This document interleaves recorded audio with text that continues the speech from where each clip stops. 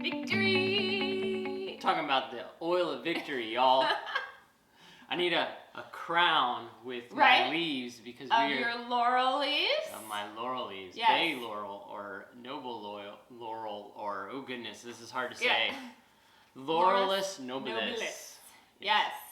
Yes. So this is a special oil that doTERRA is offering as a single oil. I've seen it a little bit before, so I have one here. And this is what you think of when you cook with bay leaves or throw them in your soup stock pot. Oh, and it just smells amazing. Very reminiscent of like eucalyptus or a Ravensara. It's bright, opening, refreshing, clearing the airways, maybe a little bit spicy too, like just a little bit of spice. There's like a hint of floral notes I get there. It's okay. Yeah, I think with like when I've smelled some of the eucalyptus before, specifically Ravensara, it's like whoa. Yeah, it's almost like medicinal, like astringent. Yeah. Whereas this is much more balanced, and you'll understand why in a bit when I talk about the chemistry. Yeah. So, laurel leaf was very popular and necessary in the ancient world. Like Dominic said, it's when you see the crown of leaves for the victory crown, that's the laurel leaf. This one is available for use topically and aromatically, not recommended internally, and bay leaves that you throw in your cooking, this is just a little side bonus note, actually don't necessarily impart any flavor. They help the collagen in the meats and stuff to kind of break down into the stews. So. Wow, I didn't know that. Oh yeah. Well. Thank you. You're welcome. Okay, so the chemistry is kind of nice and complex, but tell us about the chemistry, and then we'll tell you about why you would want laurel leaf when you're like, well, I have breathe, I have eucalyptus, etc. So.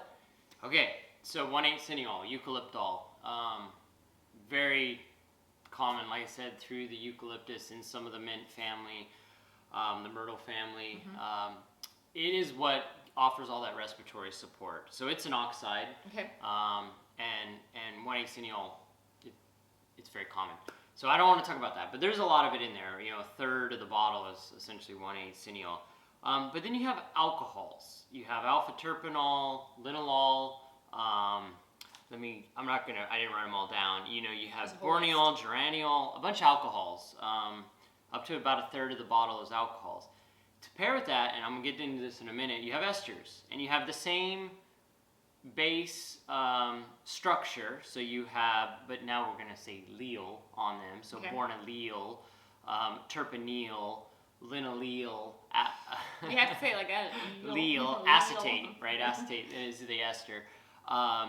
That's about 15% of the bottle. And then you have monoterpene chemistry, right? So the alpha-pinene, savinine, some of these other common monoterpenes that we see, all there. So very complex chemistry. There's also some phenols and a little bit of sesquiterpenes. So you're getting a really broad spectrum oil in laurel leaf.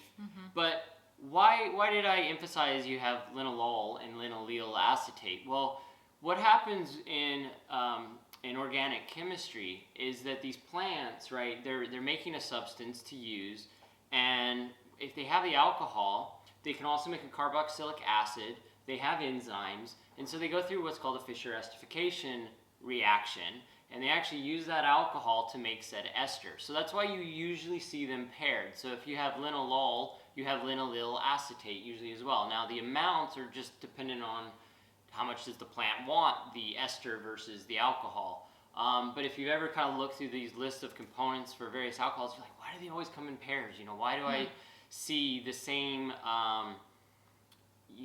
common name repeated through different structures or different functional groups within the organic chemistry? Well, that's why. They're all being used in multiple reactions to make different structures, to do different things. And is that just like to us, weather dependent or harvest, ripeness dependent, or growth, or? That's usually more like how much of the concentration you may find, but why that particular constituent is there is really a function of the plant, right? What it's using, what its chemistry is, and all that. So I guess when we talk about how doTERRA sources for the chemistry, those are things that they're looking at in terms of when to harvest. Yeah, that's a whole nother rabbit hole. Okay. We don't necessarily have to get into there, but when you look through some of, like, I have this encyclopedia essentially for oils. It's pretty thick. It gives you like these broad ranges. Well, Okay. you know, doTERRA is not trying to have a broad range on 1/8 cineol, for example, within a certain oil. So that is more of a function of where it's grown. Yes, the weather, those other things of what, and doTERRA is trying to achieve consistency in a botanical product where they're saying, well, I want 40%, and so I'm going to try to achieve 40%. And, you know, at this most recent convention in 2021, they actually showed how they do that, you know, specific to lavender oil, that they actually have methods to have a very consistent batch after batch, harvest after harvest, consistent properties to their oils. And it's not like tampering with them. It's like blending kind of the different batches, looking at the different chemistries. Yeah, it's all through testing. Like, you know, my one from Bulgaria is higher than my one from, you know, somewhere else, and they can blend those.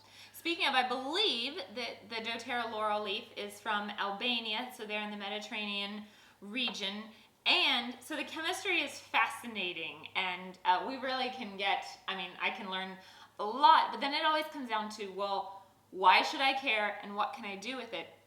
So I have a friend who's having a reaction to doTERRA tea tree, and we've done all the things, making sure that it's not synthetic, it's nothing else that's going on. So we're gonna back off that for a while. So instead of Breathe, laurel leaf would be a great one to use for similar respiratory properties like that. Or if, let's say, you're breastfeeding and you're trying to avoid, peppermint, breastfeeding, you're trying to avoid peppermint, then let's pull out eucalyptus, let's pull out laurel leaf. It also, like Dominic said, it has a little bit more of a complex smell than a eucalyptus. So it definitely, I think it's much more enjoyable. Yeah, I think I talked about that on our eucalyptus video, where our daughter doesn't like peppermint as a part of the aroma touch technique, so we substitute eucalyptus in.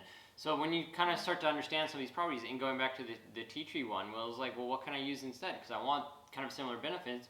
Well, lo and behold, it was marjoram. You know, so marjoram is a substitute. So as you learn the chemistry, you learn how to substitute, to play around, to work with what you have, and hopefully that's why you find these educational. So this would be one. It's great for muscle as well. So like this would be one to add into your aroma touch technique. Again, like our daughter doesn't like the peppermint, she doesn't like the deep blues. So we substitute rescuer in for that, and you could substitute laurel leaf in for that.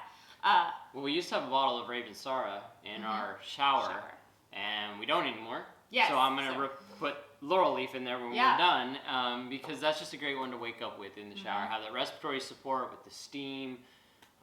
It's great. It's also a great oil for focus. So start your day focused. It'd be a good one for studying. It helps clear the mind, clear the airways, clear the skin.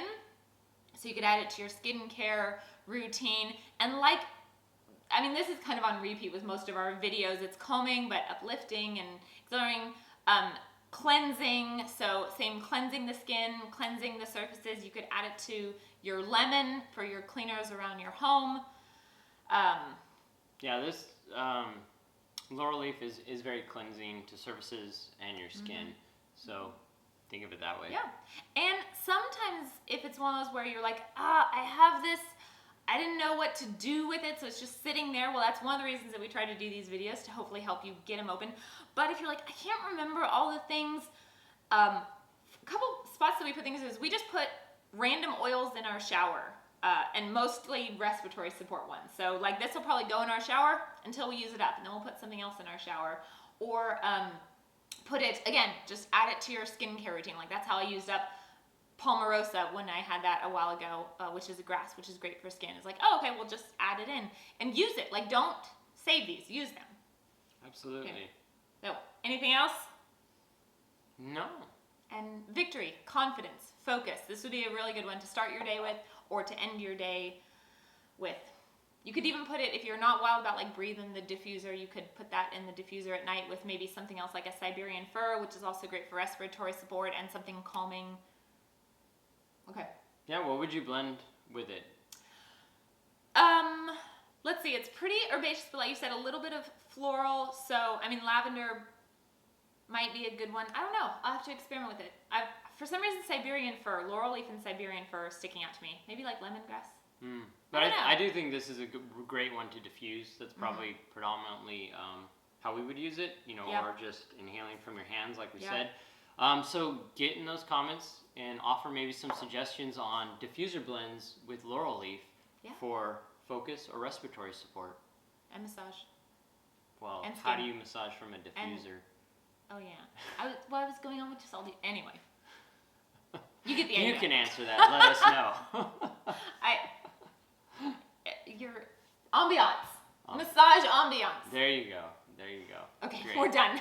We need to. We'll see you next time, y'all.